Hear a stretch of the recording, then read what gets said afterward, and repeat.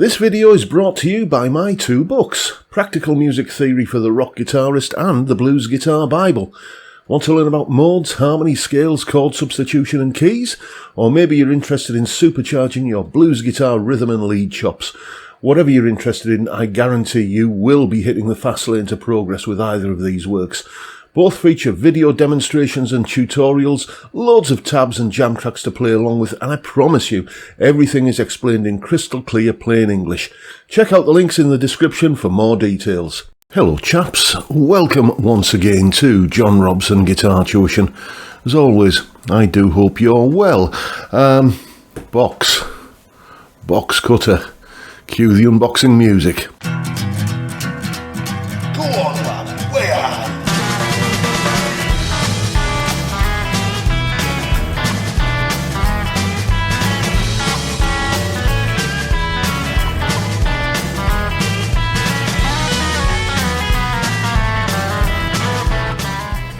Yes indeed, it's a PRS SE CE24.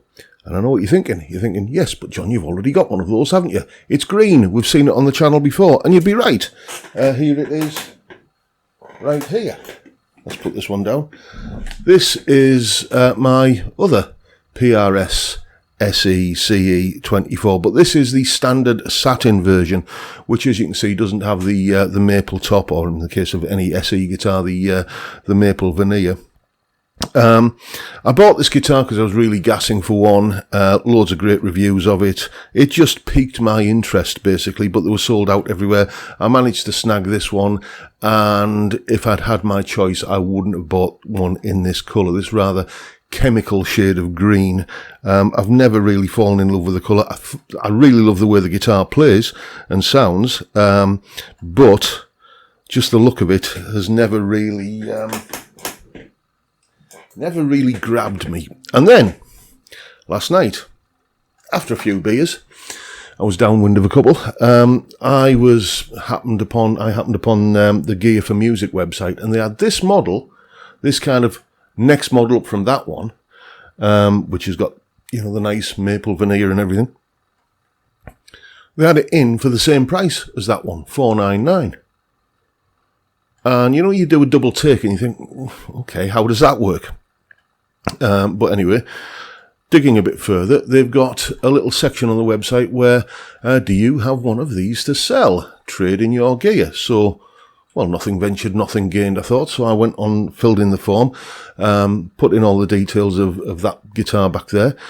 And they offered me a sum of money, a trade-in, store credit, basically, to part X that guitar. I'm not going to tell you how much it is, but I did do a little bit of kind of, again, Heineken fueled calculation, and I thought, well, okay, the kind of trade-in value of the old guitar plus the YouTube revenue that it's earned me, because that guitar has earned me some money via the YouTube videos that I've made with it. And I checked my calculations a couple of times. I thought, this pretty much amounts to a free upgrade. So, yeah, okay, pulled the trigger, and that was last night, and it arrived today. I've said unkind things about Gear for Music in the past when I had bad customer service, but I think it's only fair that when you get good customer service, you call that out too. Gear for Music, you done good this time, and and this was like 8-9 o'clock last night. I put the order in, and it's here today. Where are we now? It's just gone midday, so. Yeah, can't complain at that, can you? Everything feels just that little bit more finished on this guitar. I'm not going to say that the fretboard edges are rolled, because they're not. But they're not quite as square as the fretboard edges on that guitar. The ends of the frets have just been just ever so slightly more finessed. They've got a slightly sort of... Again, I'm not going to say they're like the E-art frets that have got that sort of hemispherical ends to them, but they are just that little bit more kind of domed, and just everything looks like it's had a tiny bit more care and attention lavished on it. In terms of the setup, it's not bad, but I tend to find that PRSs always come with the action set on the high side of medium, and I'm going to say that's the case here. On the bass string at the 12th fret, I'm looking at an action of 1.75 millimeters. I'll probably have a tinker with it and get it down a little bit from there, but you know, it's still eminently playable. And so let's find out what it sounds like, especially compared to the other guitar back there. Now, I did do a full-on kind of all points of the compass comparison with, you know, clean and dirty sounds on all the pickup settings, with both kind of humbucker and single coil mode. And even just kind of playing brief little things, that video went on longer than War and Peace. So here are two of my favourite sounds from this style of guitar, from both guitars. Bridge humbucker, full on humbucker mode, giving us a dirty sound, and then middle position, push pull thing up to kind of get a single coil sound in the middle position. This is how the two guitars compare.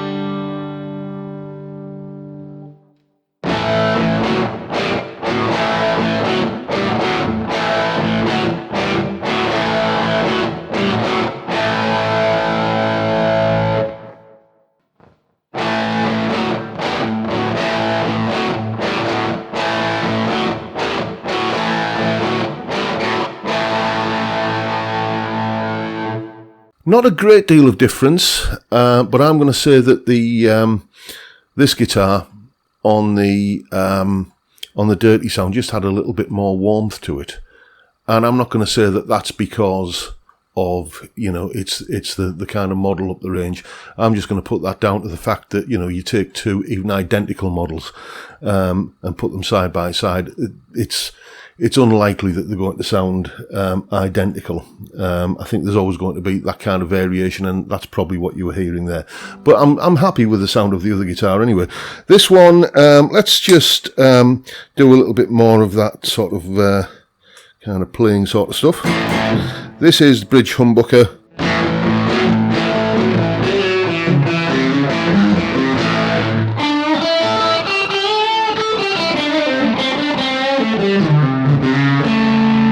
I tell a lie, that was the middle position, as you could probably tell. This is the bridge humbucker.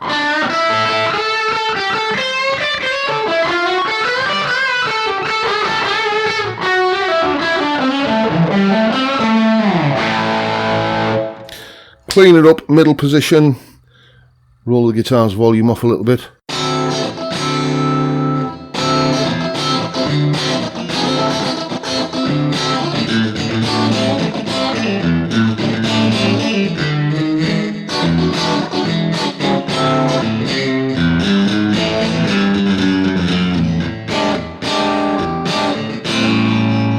A little bit, maybe a little bit of tuning needed there.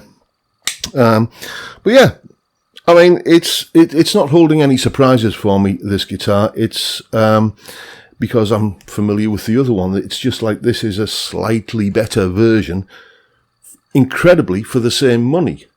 And I'm just, you know, as I say, this amounts to, you know, something of a free upgrade for me, given that that guitar back there has earned me money, and, you know, that goes on the balance sheet as well. So very, very happy with it. The elephant in the room is, I suppose, the inlays, the racing pigeons, as I call them. I'm still not a fan, if I'm honest. I am softening to them a little bit, but I just wish PRS would offer the moon inlays that they used to do, or just, you know, kind of dots of some kind. But I know that puts me in a minority, and when you're buying a guitar that's, you know, at, shall we say, this end of the price spectrum, like, you know, well below the four-figure kind of threshold, then, you know, you can't be too picky and too kind of choosy, and, you know, you got to kind of just say, well, okay, that's something that I can put up with or tolerate or live with, I suppose, is the kind of thing I really should say. Still not a fan, but they don't kind of, they don't seem as Liberace to me as they once did. Anyway, folks, that is the story of my latest guitar. Coming up on Sunday, there will be the usual full shakedown of this guitar.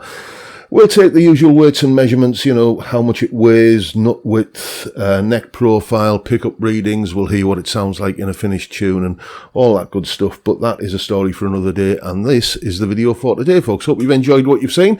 And if that's the case, please hit the subscribe button and the notification bell if you haven't already done so. And why not drop me a like as well while you're at it. Don't forget the live stream every Friday, 5 PM UK time, where we drink beer and talk about music and guitars and whatever else crops up, basically. It's a fantastic way to kick off the weekend, and I'd love to see you there if you can make it. But for now, I'll bid you all a good day and say thank you so much for watching. Thank you for your time. Look after yourselves, folks. Stay well, stay safe, and above all, stay sane. Bye for now.